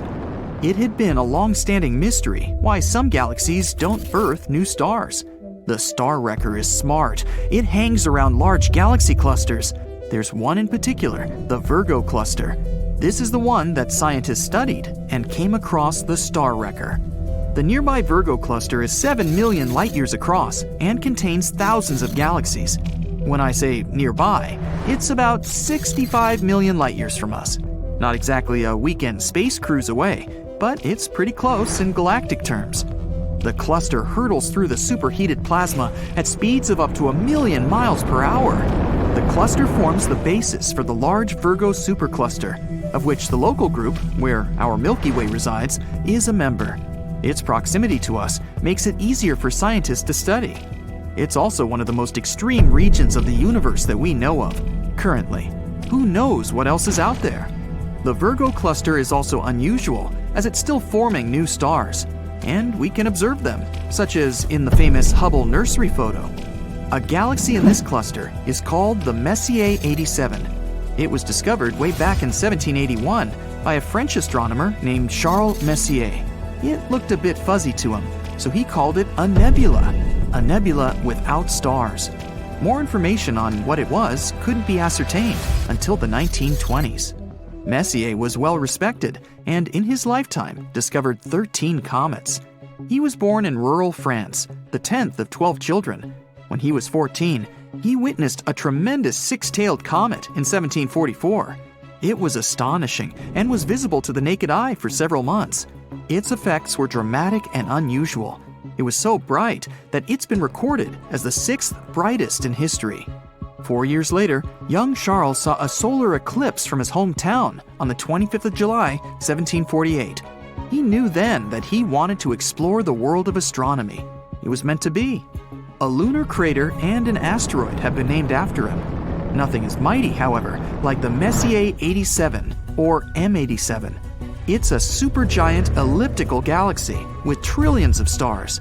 It's the second brightest galaxy within the northern Virgo cluster. making it popular amongst astronomers and amateur enthusiasts. Elliptical galaxies are older, low-mass stars with minimal star formation activity. Large numbers of globular clusters surround them. They make up roughly 10 to 15% of the Virgo supercluster. M87 has a supermassive black hole at its core. The black hole was photographed using data collected in 2017 by the Event Horizon Telescope, EHT. It was announced excitedly to the world in 2019. In March 2021, the EHT collaboration revealed a polarized-based image of the black hole for the first time. It was a pretty exciting event. It was the first time that a black hole had been captured. It happened all thanks to the Event Horizon Telescope, which is many radio observatories or radio telescope facilities around the world, all working together to produce a highly sensitive and high-resolution telescope. Another array of telescopes in Chile is called the Atacama Large Millimeter Submillimeter Array, ALMA. They captured high-resolution images of the 51 significant galaxies in the Virgo cluster. That's part of how we know what we know. M87 and other galaxies don't appear to be doing a lot to the naked eye. In fact, in a typical human lifetime, they barely move at all. Yet they are made up of gas, dust, and other objects that move through space at high speeds. They move when affected by the gravity of other galaxies or dark matter, a mysterious entity that is 5 times more common than ordinary matter. Many galaxies, including our own, are believed to have a halo of dark matter surrounding them. The dark matter can pull more significantly on the smaller galaxies outside the clusters. As the galaxy gets dragged around through space, the star wrecker may come across. Giant clouds of intergalactic plasma, a form of electric gas, can behave like an atmosphere and drain the gas inside the galaxy. It sweeps out the gas inside the galaxy, stripping it of what it needs to make stars. It's hard to grasp the scale of this sort of activity, but that's what scientists now believe has been occurring to some galaxies or the nebulae without stars, as Charles Messier saw it. Now, let's park our space cruiser here and watch this thing in action. What we've been calling star wrecking is known as gas stripping. It's one of the most spectacular and violent external events in space. A scientist from the National Research Council of Canada said that galaxies are moving so fast through hot plasma in the cluster that a vast quantity of cold molecular gas is stripped from the galaxy. It's as though the gas is being swept away by a giant cosmic industrial blower. It's not the sort of clean-out we want to happen in our galaxy. You observe it in action. You're impressed, but equally respectful of its great power. The gas stripping, also known as ram pressure stripping, travels through many galaxies and removes a star-forming gas. The process is very efficient. The gas is behaving differently from the clouds in our galaxy. They aren't forming as many stars as they are in ours. A 21st century study found that the same process happens in smaller groups of only a few galaxies, with much less dark matter. The study looked at a staggering 10,567 satellite galaxies. These are galaxies that exist beyond the enormous galaxy clusters. Most galaxies in the universe exist in between 2 and 100 galaxies. They were able to study such a large number by using stacking. It makes it possible to learn about a collection of faint objects by combining all the information from the objects and making an average characteristic. They ultimately determined that gas stripping, or star wrecking, is potentially the main way that galaxies, predominantly star formation, are shut down by their surroundings. Pretty unfortunate to have such a nasty neighbor. So, now that your curiosity has been satisfied, it's best to leave this plasma cloud and get on with your journey to Outpost 52. You're going to be late now and could be in a whole lot of trouble.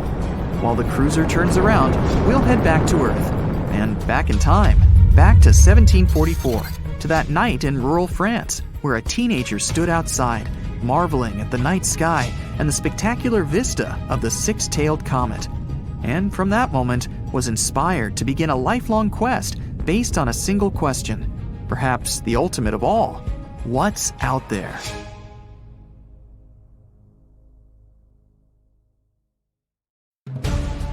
The James Webb Telescope, or JWST, is like the ultimate intergalactic paparazzi. It takes pictures of some of the most famous celebrities in the universe. Stars, galaxies, exoplanets, you name it. The James Webb Space Telescope will snap a photo. So if you're a fan of cosmic celebrities, let's take a look at some of these best star-studded photos. The Carina Nebula. The image of the nebula with the beautiful name Carina was published on July 12th. JWST captured a beautiful view of the nebula, located about 7,500 light-years from Earth. Nicknamed the Cosmic Cliffs, it is, in fact, a hotbed of young stars, some of which are several times larger than our Sun. The Carina Nebula is a celestial spectacle located in the southern constellation Carina. It's really huge, approximately 260 light-years across. Massive stars within this nebula are so bright and hot that they create a glowing cloud of gas and dust around them. The Carina Nebula also contains swirling clouds of gas and dust where new stars are being born. The gas collapses under its own weight, becomes hotter and denser, and all this eventually leads to the creation of new stars. However, the Carina Nebula isn't just some peaceful place of star formation. It's the site of some of the most destructive events in the universe, which create massive shockwaves that obliterate everything in their path. Very chaotic and cool. The Stephan's Quintet. This photo was also posted on July 12th. Stephan's Quintet is a visual group of 5 galaxies located at a huge distance from us. About 290 million light-years in the constellation of Pegasus. It's like a cosmic family reunion. All these galaxies are related to each other and interact with each other in some interesting ways. They're pulling and tugging on each other with their gravity, constantly exchanging gas and dust. This interaction is causing some of the galaxies to collide and merge, which can create all sorts of cool effects, like bursts of star formation and supernovae. Thanks to JWST, we were able to see shockwaves, tidal tails, and other amazing details about these galaxies. Their interactions create a stunning sight that we can see in this photo. Jupiter. And here's our old giant friend. This image was published by NASA on August 22nd. Jupiter is the largest planet in our solar system, and it's known for its many moons and its beautiful swirling clouds. But it also has a system of rings, just like Saturn, which are made up of tiny particles of dust that orbit the planet. These rings are much smaller and less visible than Saturn's, but they're still pretty neat. Jupiter also has auroras, which are colorful light displays that occur in the planet's atmosphere. They're caused by charged particles from the solar wind interacting with Jupiter's magnetic field. Just like on Earth, they can be seen near the poles of the planet. But these auroras are much brighter and more intense than ours. We can even see this crazy light show from space. And now, we were finally able to capture this dazzling sight. JWST's photo shows the auroras of Jupiter, its rings, and even 2 moons, Amalthea and Adrastea. It's amazing how bright and clear they are on this photo. The Cartwheel Galaxy. NASA released this image on August 2nd. This photo shows us the Cartwheel Galaxy and its companions. The Cartwheel Galaxy gets its name from its shape. It kind of looks like a cartwheel, doesn't it? This is a giant swirling mass of stars, gas, and dust, which is located in the depths of space. It's shaped like a pinwheel with long spiral arms. These arms are held together by the gravity of the central region, which is home to a supermassive black hole. But the Cartwheel Galaxy is a bit different from its spiral relatives. It has formed when a smaller galaxy collided with a larger one, creating a shockwave that rippled through the gas and dust.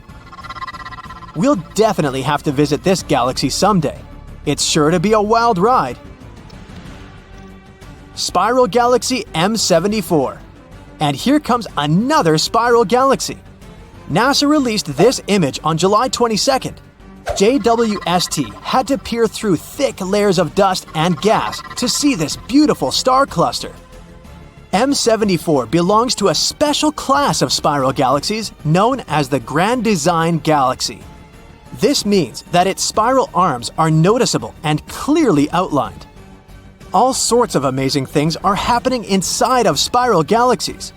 Supernovas, stars being born in clouds of gas and dust, and many other cosmic wonders.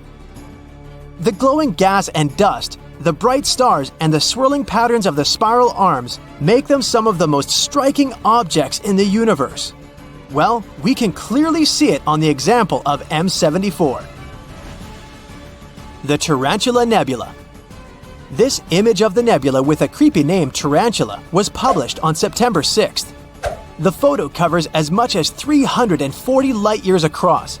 This is a huge distance. Thanks to this image, astronomers have discovered new young stars that were previously shrouded in dust.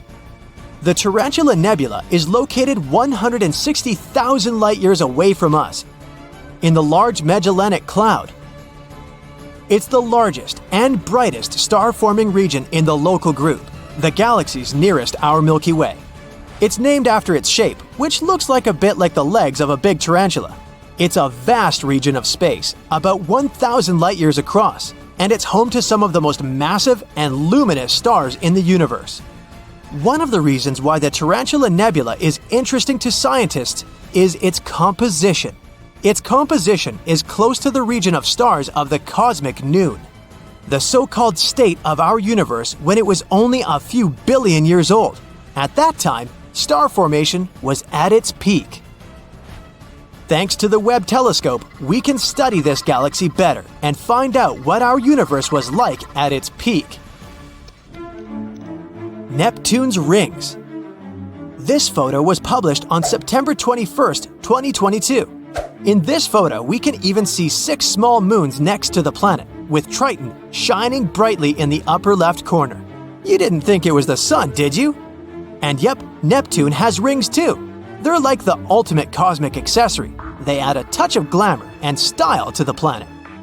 But unlike some earthly bling, these rings are made of small particles of dust rather than diamonds and gold. There are 5 known rings around Neptune: the Gall, Leverrier, Lassell, Arago, and Adam's rings.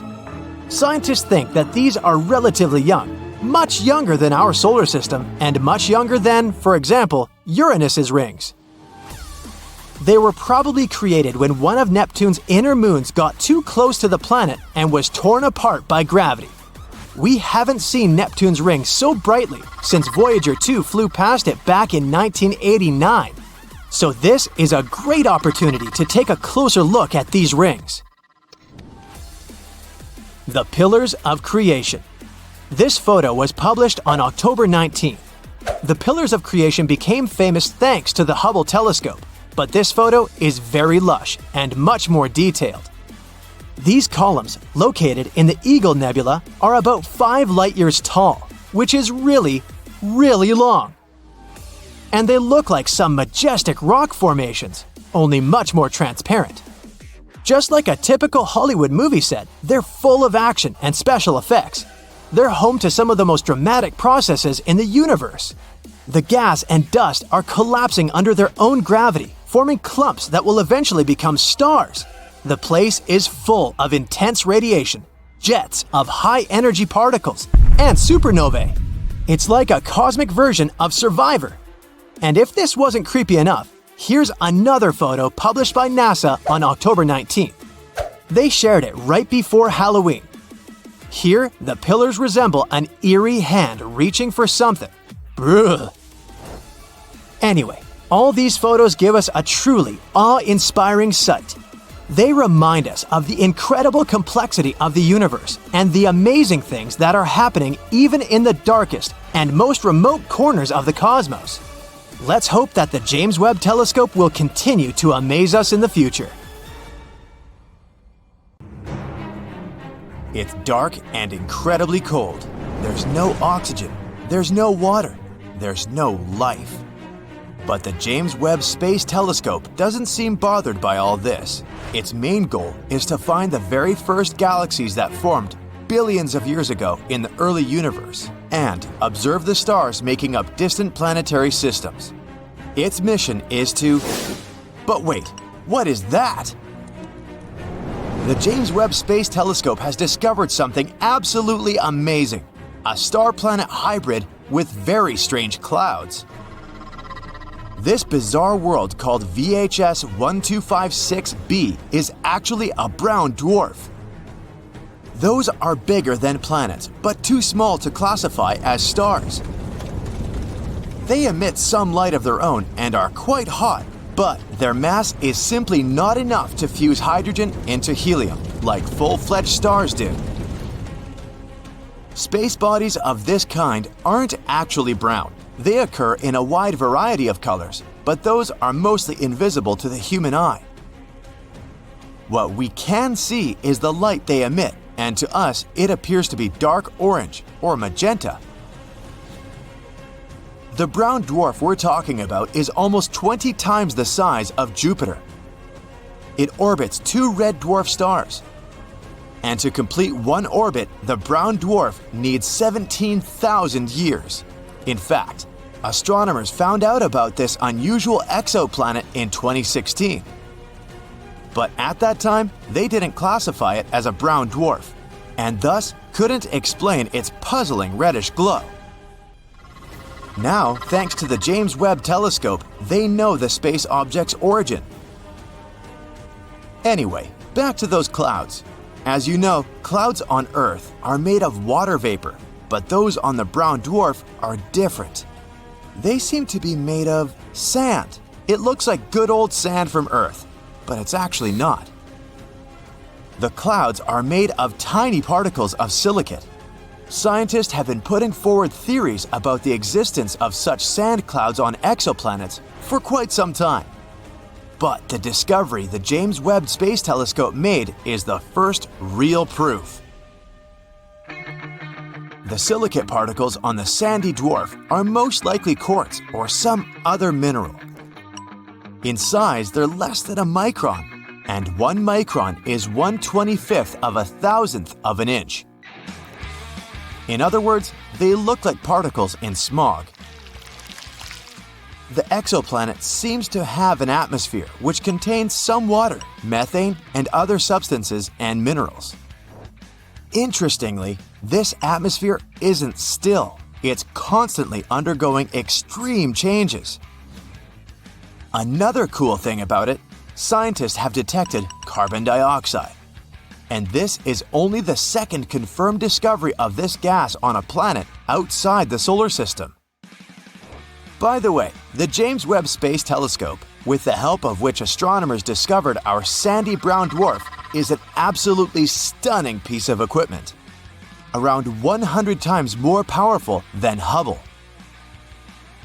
Even though the telescope itself is 3 stories high and its size equals that of a tennis court, its mirrors are the lightest large telescope mirrors of all time. When all the 18 mirrors of the telescope were completed during the manufacturing process, their mass was reduced by 92% in comparison to the initial discs. Each mirror weighed a mere 44 pounds. The telescope's mirrors seem to be gold, but in reality, they're made of beryllium, steel gray, lightweight, and brittle metal. There is indeed a gold coating on each mirror, but they can't be produced entirely out of gold, since this material tends to expand and contract even with small temperature changes. That's why the total amount of gold in the James Webb Space Telescope is less than 2 ounces. James Webb's telescope side is cooling itself down, and its temperature doesn't rise higher than -370 degrees Fahrenheit. That's cool enough to make liquid nitrogen. A truly enormous 5-layered sunshield stretches around the telescope and reflects away as much sunlight as possible, letting the telescope stay cool. The telescope was launched near the equator because Earth spins a bit faster there, and this gave the rocket some extra push. The telescope orbits the Sun more than 1 million miles away from Earth, and when it runs out of fuel, it'll keep orbiting the Sun indefinitely. On the other hand, even though the telescope wasn't actually designed to be serviced or upgraded, It might potentially be refueled with the help of robots. This would extend its life. Anyway, if you think that our newly founded brown dwarf is the only bizarre exoplanet out there, let me show you some other breathtaking worlds. There is an exoplanet that is really something else. Just look at its awesome magenta color. You can find it in the Virgo constellation. The planet is called Gliese 504b. It orbits very far from its parent star, 9 times the distance between the Sun and Jupiter. The planet formed relatively recently and is still glowing with heat. That's why its surface looks pinkish. One of the oldest exoplanets we know about is about 12.7 billion years old. It's almost 3 times as old as Earth. This also means that the so-called Genesis planet formed only about 1 billion years after the Big Bang. The planet is so old that its 2 parent stars have had enough time to evolve into a white star and a pulsar, making almost 100 revolutions per second. I bet sunrises on this planet must look awesome. Just 20 light years away from the Sun, which isn't such a great distance when we talk about space, a bizarre rogue planet is roaming the Milky Way galaxy. But even though this planet doesn't orbit any star, it still has an incredibly powerful magnetic field. It's 4 million times stronger than Earth's. The exoplanet also produces amazing auroras. That's why when it was discovered in 2016, astronomers were almost sure they had detected a brown dwarf. But later, scientists got some proof that this space object wasn't big enough to be a brown dwarf. The planet sure is a mammoth among its peers. It's 1.2 times as wide as the largest planet in the solar system, Jupiter, and more than 12 times as heavy. Astronomers think the exceptionally strong magnetic field helps the planet produce auroras. But the most curious thing is that they're generated in a different way than auroras on Earth. It might be because the exoplanet's moon helps the planet create mesmerizing light shows. The next exoplanet isn't like any other. It's often called Super Saturn or Saturn on steroids. That's because J1407b has a colossal system of rings.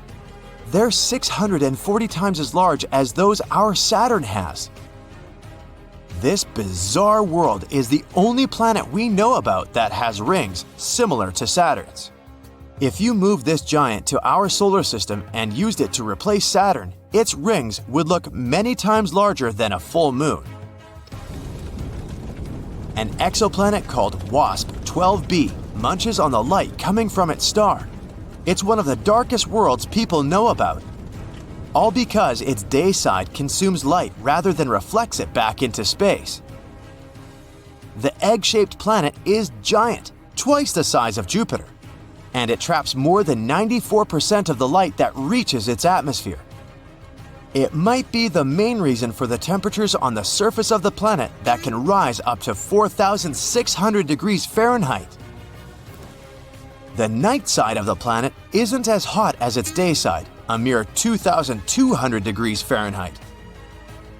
The difference in temperature makes water vapor and clouds gather above the surface of the planet. And from time to time, swirls of material from the planet's superheated atmosphere spills onto its star. What of you? Discovered in 2017, KELT 9b is one of the hottest exoplanets we know of. The temperatures there can reach 7,800 degrees Fahrenheit. For comparison, the temperatures at the surface of the Sun reach 10,000 degrees Fahrenheit. The planet is probably so insanely hot because it orbits extremely close to its star, KELT 9, which is way hotter and bigger than our Sun. Experts believe that the giant star might one day evaporate the entire planet.